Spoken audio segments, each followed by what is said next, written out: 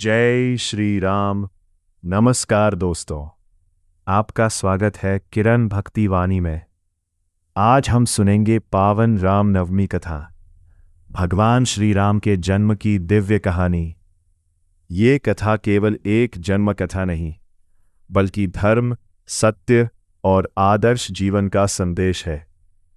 तो आइए पूरे मन और श्रद्धा के साथ कथा प्रारंभ करते हैं। बहुत समय पहले त्रेता युग में एक महान और समृद्ध नगर था, अयोध्या। उस नगर के राजा थे राजा दशरथ। राजा दशरथ बहुत ही न्यायप्रिय, वीर और धर्मात्मा राजा थे। उनकी 3 रानियां थीं, माता कौशल्या, माता कैकेयी, माता सुमित्रा। लेकिन एक बात उन्हें बहुत दुख देती थी, उनके पास कोई संतान नहीं थी। राजा दशरथ दिन रात यही सोचते रहते थे, मेरे बाद इस राज्य का क्या होगा।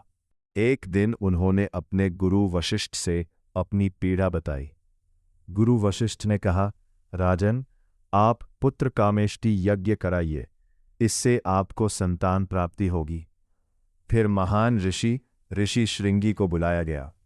यज्ञ की तैयारी हुई। मंत्रों की गूंज से पूरा अयोध्या नगरी पवित्र हो गई। यज्ञ के पूर्ण होने पर अग्निदेव प्रकट हुए और उन्होंने एक स्वर्ण कलश में खीर दी। राजा दशरथ ने उस दिव्य खीर को अपनी 3 रानियों में बांट दिया। आधी खीर माता कौशल्या को दी, शेष आधी में से कुछ भाग कैकेयी को और बचा हुआ भाग सुमित्रा को दिया।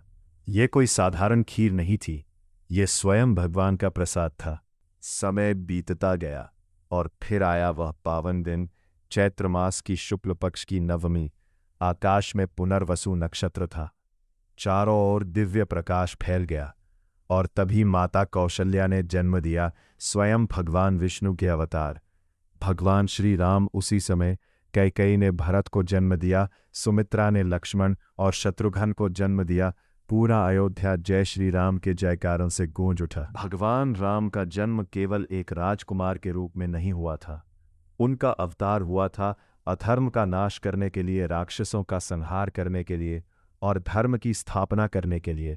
विशेष रूप से दुष्ट राजा रावण के अत्याचारों से पृथ्वी को मुक्त कराने के लिए।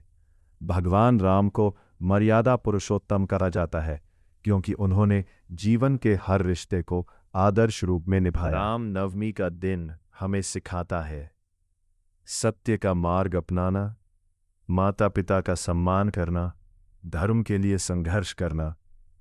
इस दिन भक्त व्रत रखते हैं, रामायण का पाठ करते हैं, भजन कीर्तन करते हैं और दोपहर में राम जन्म का उत्सव मनाते हैं। राम जी की मूर्ति को पालने में झुलाया जाता है और पूरा वातावरण भक्तिमय हो जाता है। भगवान राम हमें सिखाते हैं, कठिनाइयों में भी सत्य का साथ मत छोड़ो, अपने कर्तव्य को सबसे ऊपर रखो, हर परिस्थिति में धैर्य बनाए रखो। अगर हम अपने जीवन में राम जी के गुणों को अपनाएं, तो हमारा जीवन भी सफल और सुखमय बन सकता है। तो दोस्तों, ये ही पावन रामनवमी कथा। अगर आपको ये कथा पसंद आई हो तो इसे लाइक और शेयर ज़रूर करें, और ऐसे ही भक्ति से जुड़ी कथाएं सुनने के लिए हमारे चैनल किरण भक्ति वाणी को ज़रूर सब्सक्राइब करें। अंत में बोलिए, जय श्री राम।